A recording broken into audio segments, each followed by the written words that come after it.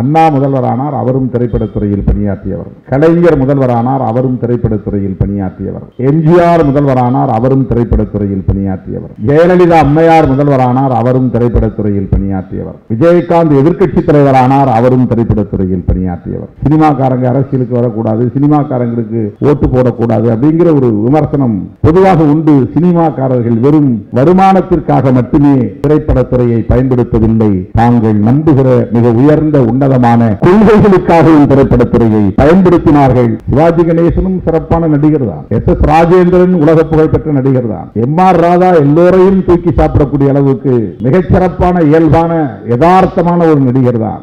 ஏன் எம்ஜிஆரை மக்கள் தூக்கி தோளில் தூக்கி தலையில் தூக்கி வைத்து கொண்டாடினார்கள் என்றால், அவர் மக்களின் மீது பாசம் காட்டுகிற, அன்பை காட்டுகிற, மனித நேயத்தை காட்டுகிற அணுகுமுறைகளை கொண்டிருந்தார்.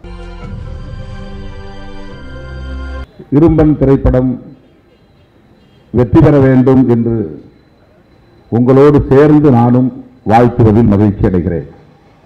இந்த படம் வெற்றி பெறும். ஹீரா அவர்கள் சொன்னதைப் போல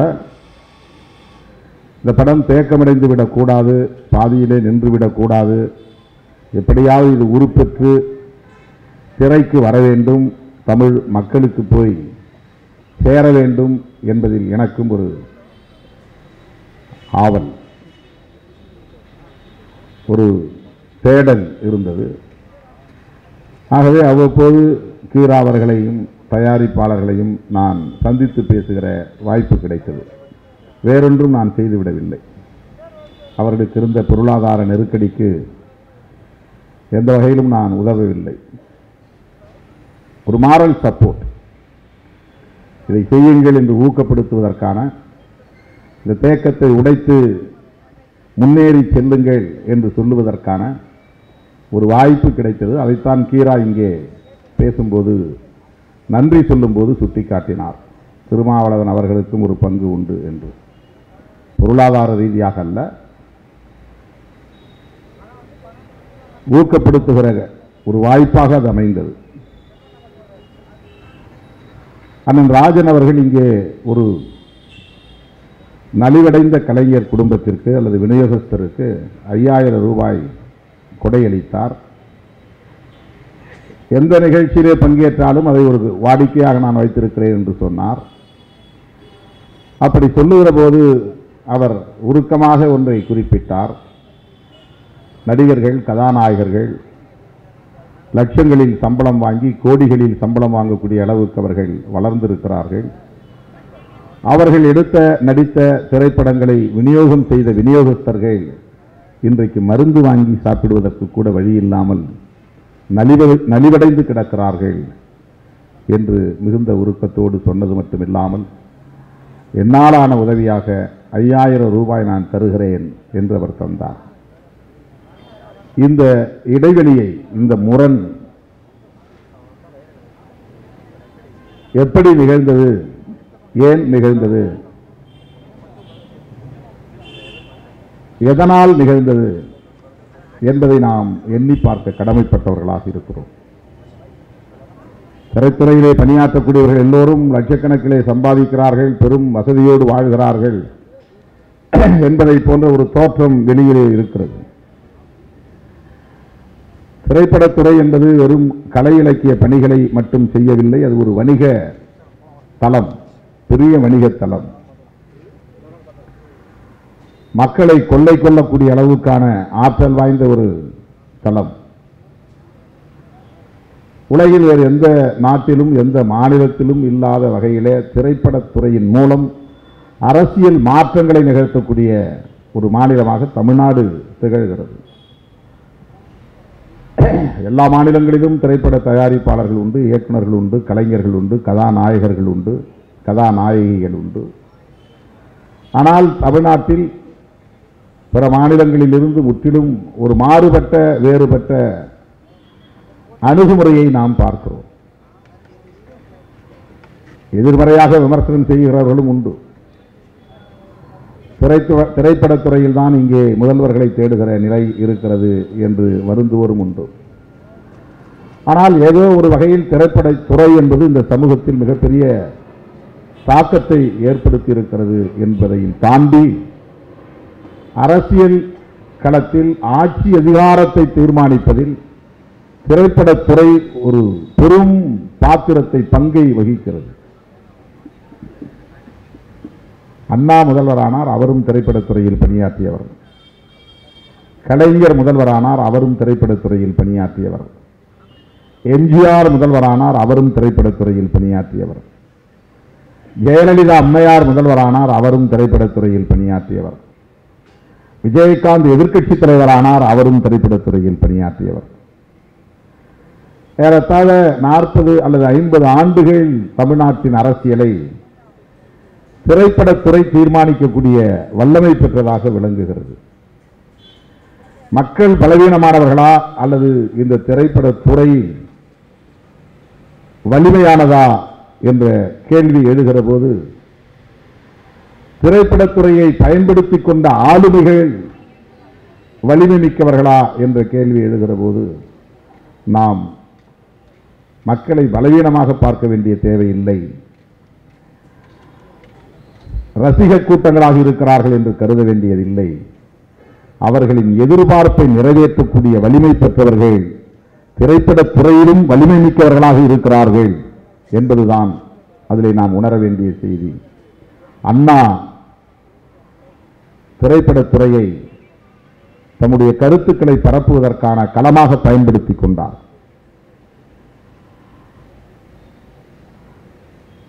திராவிட இயக்க அரசியலை வெகு மக்களிடத்திலே கொண்டு போய் சேர்த்ததில் திரைப்படத்துறைக்கு பெரும் பங்கு உண்டு. எம்.ஆர். ராதா அவர்களாக இருந்தாலும், என்.எஸ். கிருஷ்ணன் அவர்களாக இருந்தாலும், நடிப்பிசை புலவர் கே.ஆர். ராமசாமி அவர்களாக இருந்தாலும்,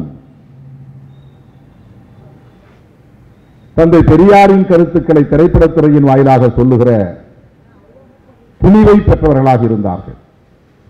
வேறு எந்த மாநிலத்திலும் எந்த திரைப்படத்துறையிலும் ஒரு தலைவனை ஏற்றுக்கொண்டு அந்த தலைவனின் கொள்கையை கலைத்துறையின் ஊடாக சொல்லுகிற முயற்சி நடந்ததாக தெரியவில்லை. தமிழ்நாட்டில் மட்டும்தான் அந்த சிறப்பு. எம்ஜிஆர் துணிவாக தம் கட்சி கொடியை ஏந்தி திரைப்படத்துறையிலே ஆடினார், பாடினார், கருத்துக்களை சொன்னார்.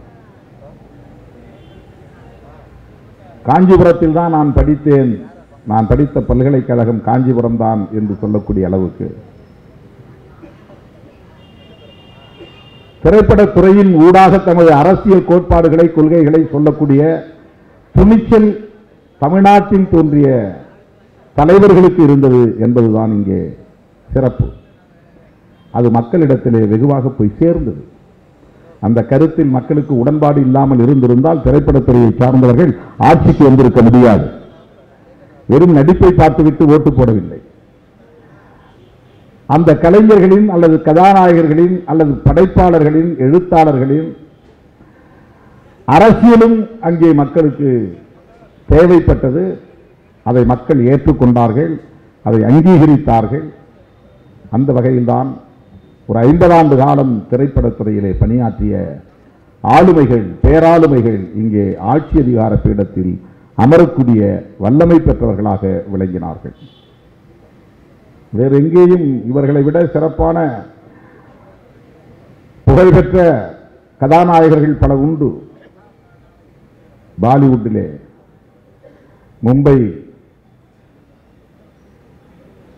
திரைத்துறை வீதிகளில் அந்த களத்தில் எவ்வளவோ பெரிய உலக புகழ் பெற்ற கலைஞர்கள் உண்டு. ஆனால் அவர்கள் அரசியலில் எந்த அறிதலும் புரிதலும் கொண்டவர்களாக இல்லை, அல்லது அதை எடுத்துச் சொல்லுகிற துணிவை கொண்டவர்களாக இல்லை, அந்த தேவையை பெற்றவர்களாகவும் இல்லை. அண்ணா ஒரு தேர்தல் பிரச்சாரத்தின் போது எம்ஜிஆர் அவர்களை அழைக்கும் போது, நீங்கள் முகத்தை காட்டினால் போதும் 30 லட்சம் வாக்குகள் வந்து சேரும் என்று பேசியதாக சொல்வார்கள்.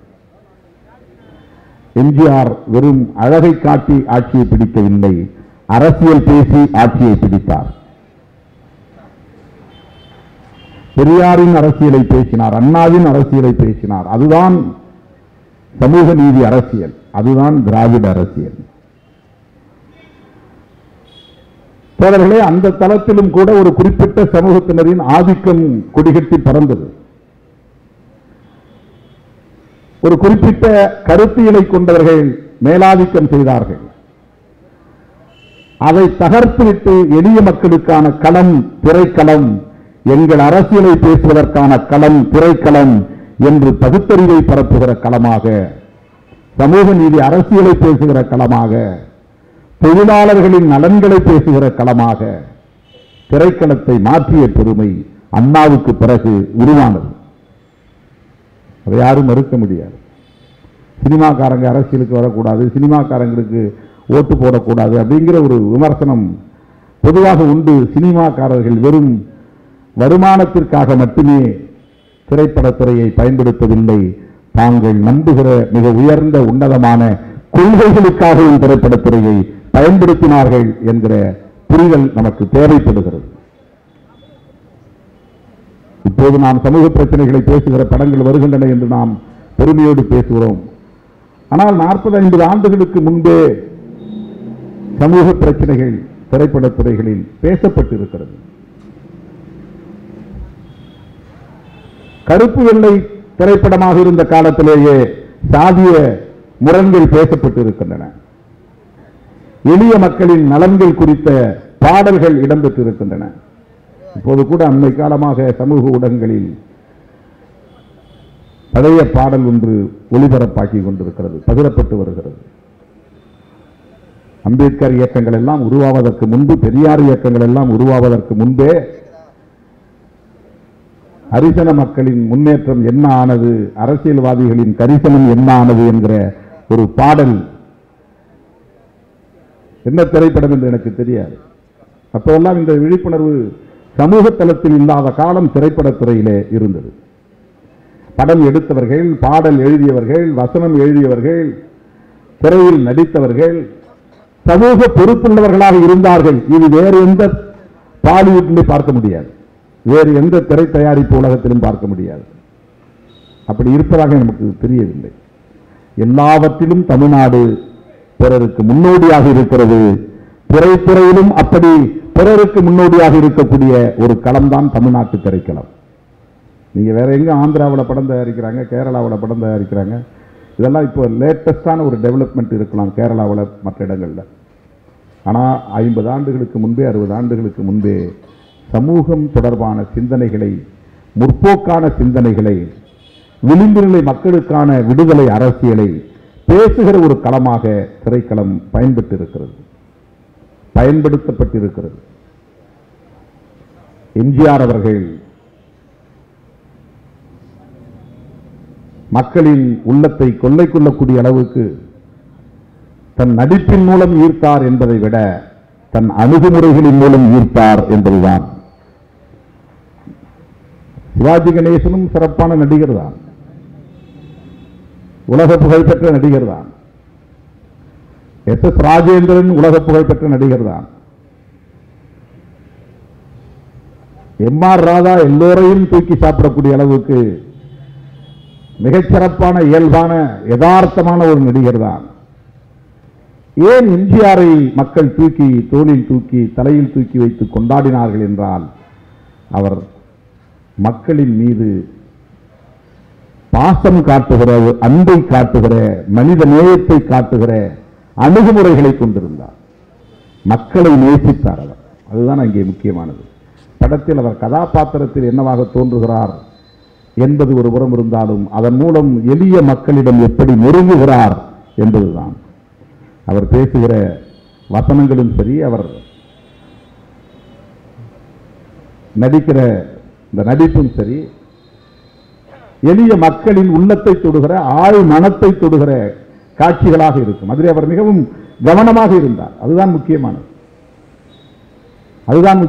படம் எத்தனை நாள் ஓடுகிறது என்பதை விட எம்ஜிஆர் நடித்தால் போதும் என்று எதிர்பார்க்கக்கூடிய அளவுக்கு மக்களிடத்திலே ஒரு எதிர்பார்ப்பு உருவானது. மறைந்து இத்தனை ஆண்டுகள் ஆன பிறகும் கூட இன்னும் எம்ஜிஆர் பற்றிய மயக்கம் மக்களிடத்திலே இருக்கிறது. கலைஞர் தனித்திறன் உள்ளவர். அவரும் சிறப்பான கதை வசனங்கள் எழுதக்கூடிய ஆற்றல் உள்ளவர். கதை வசனம் என்று யாருக்குமே தெரியாது.